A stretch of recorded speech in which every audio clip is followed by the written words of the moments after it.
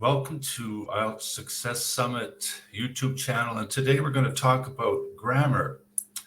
And we're not really going to teach any new grammar, but just to show you how simply focusing on the grammar that you already know and understanding how it can help you with the IELTS exam will lead to success in almost every section of the IELTS exam. And so today we're going to talk about IELTS grammar. First of all, what you need to know about the IELTS exam when it comes to grammar is that grammar is not tested directly. There is no grammar section. You won't be asked grammar questions, but it's important to know that it is included and will improve your score in all four skills if you just understand and take some clues from how grammar can help you not only in your writing and your speaking when it comes to structuring your sentences and expressing yourself clearly. It will also help you to identify some key information in listening and reading. And quite often in these sections, grammar and knowing a little bit about grammar can give you some good clues to finding the answers that you're looking for. So we're going to talk about 7 different points of grammar. These will all be points of grammar that you're familiar with if you've been studying English or speaking English for any length of time. But again, we just want to focus on the difference they can make to your success in the IELTS exam. So let's start off with the present and present simple. And this is probably the first thing you learned as you were beginning your lessons in English. And we use the present simple tense when we want to talk about our daily routines, our habits, the things that we do regularly and often. And we also use a simple present when we want to just state a fact very clearly. So if I'm talking about one of my routines, I might say I often read a book. If I want to state a fact, I'll just say education is important. And present simple really is just that. It's a simple way to state something very clearly that's always true or always a part of your life. And when we're talking about the present, we not only use present simple, but we use present continuous. And this is where we want to express something that's happening in the moment that we're speaking. So you may be asked about a general routine on the IELTS exam, but you can extend that information and add to it by saying how you're accomplishing something right now and be a little more specific. And this is why it's important in the IELTS exam. And it will come up very often in the first section of the speaking exam when it comes to IELTS. So you may be asked a question about your daily routine. And you may say something like, I exercise every day. You may be asked about your education, and you may say something in simple present like, I go to school every day, but right now I'm taking a management course. So you can see by combining simple present and present continuous, you can give an appropriate answer in speaking section 1. The simple present states the fact or the daily habit, and you can extend that answer and be more specific and give an example by adding something you're doing right now and use present continuous. So that's number 1. We're talking about the present. It's also very important to realize how you can talk about the past on the IELTS exam as well, or write or recognize grammar in the past tense in your reading and listening. So we'll start with simple past. And simple past is when we share something that has no connection to the present. For example, I went to the library yesterday, and quite often in the IELTS exam, when you're speaking or writing, you may want to share an event that took place in the past and has no connection to the present. And another one is when we're talking about the past is the present perfect. And this is where we do take an event from the past and we do make a connection to the present. And this is, for example, I could tell you right now, oh, I'm feeling hungry. I'm hungry. And you might say, well, why are you hungry? And I would say, I haven't eaten breakfast yet. So the fact that I haven't eaten breakfast in the past really has a connection to the present. It connects to my present situation when I say I haven't eaten breakfast yet. And being able to use these two verb tenses are important on the IELTS exam. And again, it happens in speaking section 2.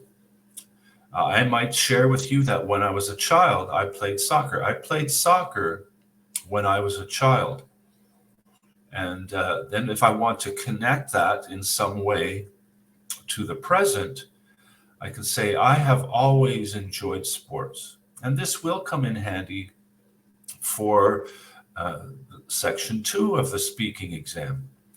Because in this situation, you're asked to give a talk about something that's important to you, a book that you've read, a movie that you've seen, a celebration that you've taken part in, and you will want to explain in simple past when it happened and where it happened, but you'll also want to explain the connection it has with you now in the present.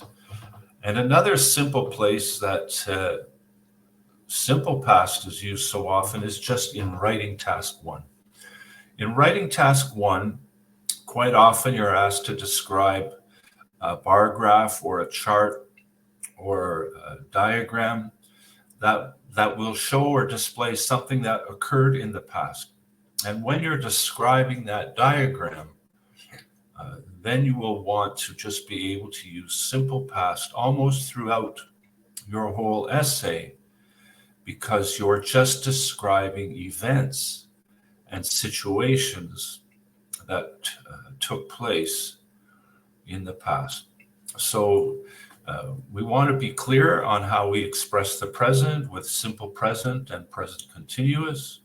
We want to be clear, number 2, about the past when in using simple past and present perfect. So I would just encourage you, if you need to, again, the point of this presentation right now is not to so much teach you grammar, but show you how the grammar that you're already familiar with can be so useful for the IELTS exam if you're just aware of how it can give you clues and help you with your expression of your English. One other point that I'd like to make is to talk about the passive voice. And the passive voice is not a verb tense because it can be used with any verb tense when it comes to English grammar. But one good thing about passive voice is that it can help you to express yourself a little more formally and a little more impersonally. And when we form the passive voice, we use the verb to be and we use the past participle. And when we use the passive voice, we're emphasizing a different subject. We're emphasizing what's taking place or what is the action of the subject rather than who is actually completing the task. So instead of saying something like, I chose more courses in the second semester, which is a very active voice. I could say more courses were chosen in the second semester. So I'm just shifting the focus, and I'm placing it on not the action of choosing, but the fact that I'm placing the emphasis on the courses themselves, not who did the choosing. And this can be an important tool when it comes to writing in the IELTS exam. And again, it just gives you that little, a little more formal tone, and lets you be a little more impersonal, which you can balance out in your, for example, in writing task 2, you can balance out that impersonal tone when you give a personal example where you will want to share and be more active. So it helps you vary the tone and as well as varying the types of sentences and sentence structure that you use in your writing. So brushing up again and learning and refreshing your ability to use passive voice can go a long way to helping you get a little bit higher score when it comes to IELTS writing. The fourth thing that I want to talk about is modals, because quite often we'll want to express something that isn't necessarily absolutely certain, something that may not happen for sure, and we'll want to express different levels or degrees of certainty. And I'll give you a few examples, and then we'll talk about how this is important for the IELTS exam. An example of some modals is could, might, and may.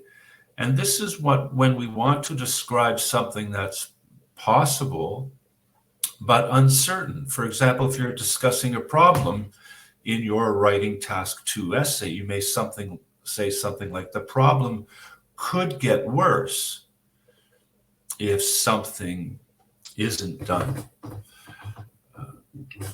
If we want to take these same modals, and talk about possible actions in the past, we could say could have and might have and may have, and we can use them for the same reason. There might have been a better solution to the problem. So if you have to suggest a solution to the problem, and you could mention one that did not work very well, and say there might have been a better solution to the problem, and then suggest one in your essay. We use can and could to express a general possibility. Again, coming in useful for when you're writing your essay. Parenting can be difficult at times, and it's a good way to express a clear statement about your opinion. And if we use can be difficult at times for the present, could expresses that general possibility, not only in the present, but also in the past. And if we want to express an impossibility, then we can simply use can't. These results can't be accurate. And if we're very certain of something, then we'll use something like must for a present certainty, or must have for a certainty in the past. There must be a better explanation. He must have changed his opinion. So these can also be, these are very important in a couple of ways in the IELTS exam.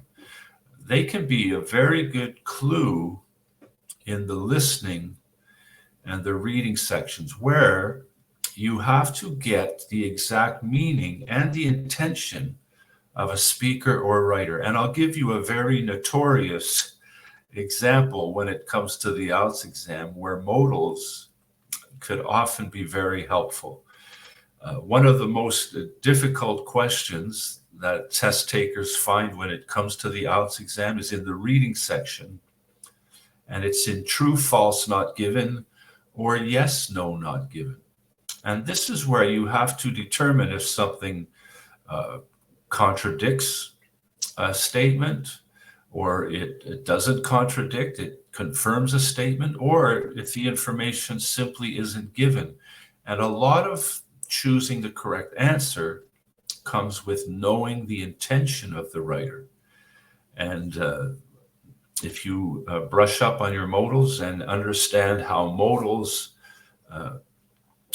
express these degrees of certainty, this can go a long way to helping you in the reading section, especially. So we've talked about a few things. Now we're going to just talk about some even simpler things that are good to be aware of when it comes to your grammar for the IELTS exam. And one of the simplest things to be aware of is a definite article, the. And we use the when we want to focus on things that are unique or known to the speaker. The problem is difficult to handle, and we're talking about a specific problem. So maybe we've made a statement about a specific problem, and in the next sentence, we want to refer to that problem without having to rewrite the whole problem again. So this is the type of place where we just want to make sure we use the correct article. And in this situation, it would be to use the definite article. We're focusing on something that we're already familiar with, that's already known to us in what we've been writing.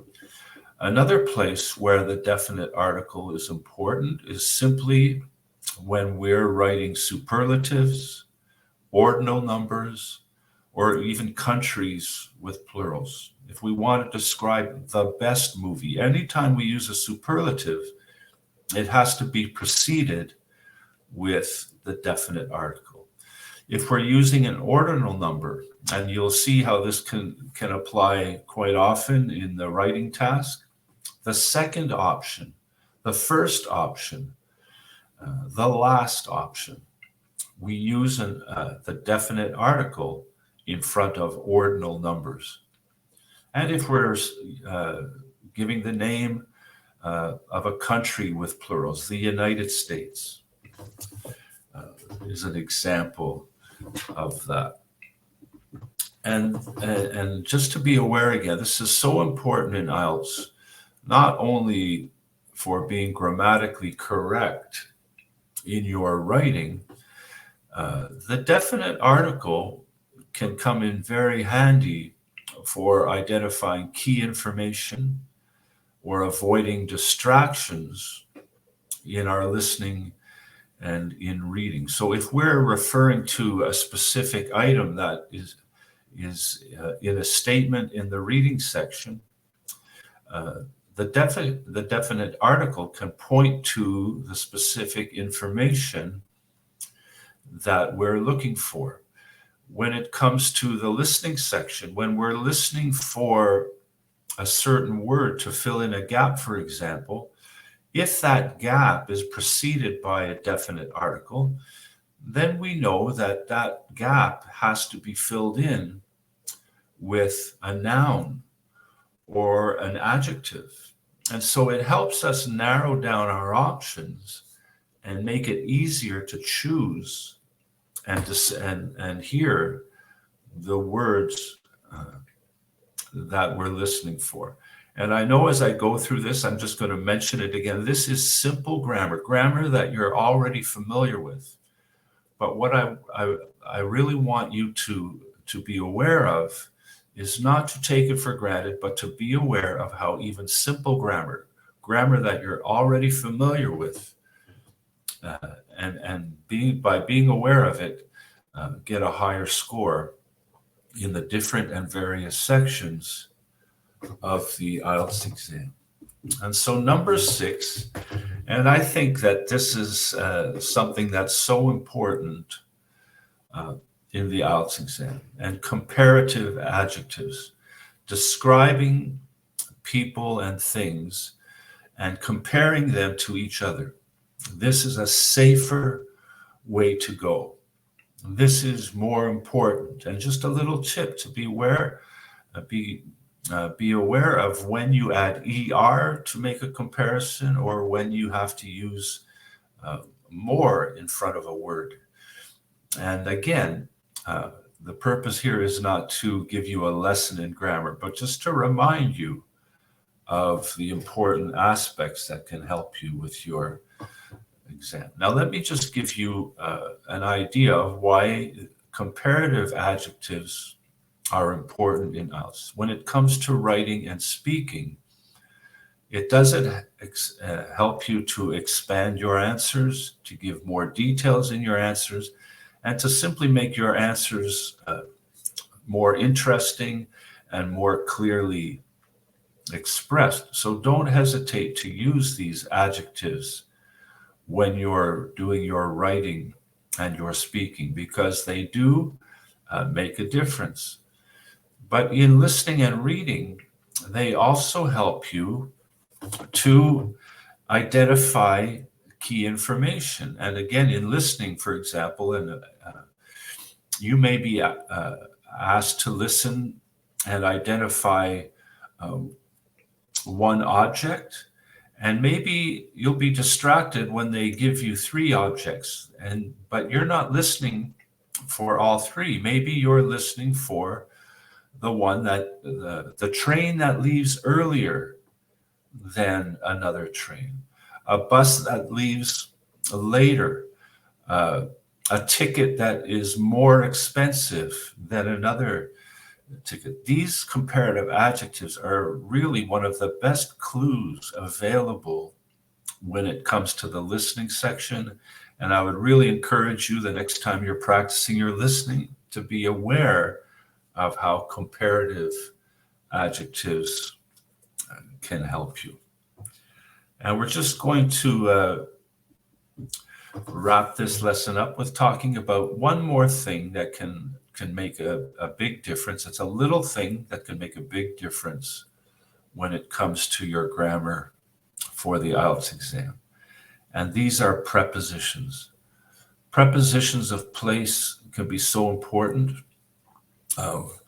You want to make sure that you use the correct preposition in the correct situation when you're speaking and writing.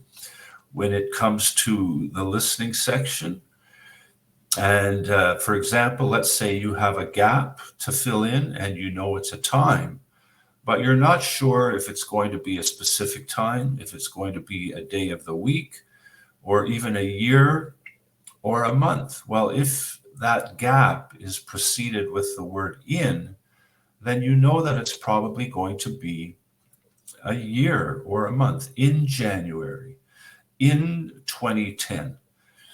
If it's preceded with on, then you know it's going to be a certain day, on Monday, on January 17th. Or if you see that it's preceded with the word at, then you know it's going to be a specific time, at 8 p.m. Okay, so that's why prepositions can give you a good clue for the answer that you're listening for. Same with prepositions of place. When you come to questions about labeling diagrams, or if you have to describe a diagram in writing task 1, making sure that you can use prepositions of place correctly will be very helpful. And some other direction words that would come in handy for labeling diagrams and in the listening section, describing diagrams in writing task 1. Prepositions are usually very little words, but make a big difference. So just to make sure you're aware of direction words like toward and through and forward, and along other time words like before or after, and those little prepositions. Now, I know as I wrap this up that I haven't taught you really any new grammar today, but what I really hope you've taken from this is that these 7 key points of grammar, just to become aware of them and understand how they can be useful when it comes to success on the IELTS exam.